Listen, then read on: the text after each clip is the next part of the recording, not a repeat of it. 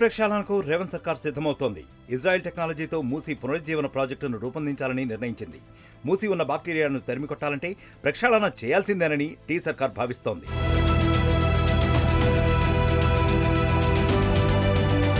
మూసీ పునరుజ్జీవన ప్రాజెక్టుకు సాంకేతిక పరిజ్ఞానాన్ని అందించడానికి ఇజ్రాయెల్ సంసిద్ధత వ్యక్తం చేసింది. ఇదే విషయాన్ని తెలంగాణ ఐటీ పరిశ్రమల శాఖ మంత్రి దుద్దిళ్ల శ్రీధర్ బాబు తెలియజేశారు. మూసీ నది ప్రక్షాళన కోసం రాష్ట్ర ప్రభుత్వం అగ్రిగేట్ మాస్టర్ ప్లాన్ను రూపొందిస్తోంది. ఈ మాస్టర్ ప్లాన్తో నది విస్తీర్ణం, దాని పరిసర ప్రభావ ప్రాంతాలను పరిగణలోకి తీసుకోవడానికి సిద్ధమవుతోంది.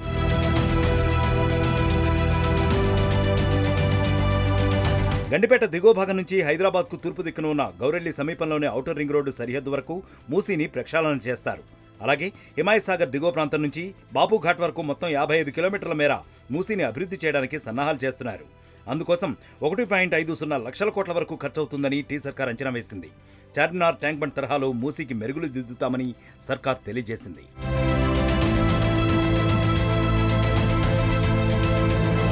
మరిన్ని వీడియోస్ కోసం ఛానల్ ని సబ్స్క్రైబ్ చేయండి. లేటెస్ట్ అప్డేట్స్ కోసం వాట్సాప్ ఛానల్ ని ఫాలో అవ్వండి. ఆ లింక్ డిస్క్రిప్షన్ లో ఉంది.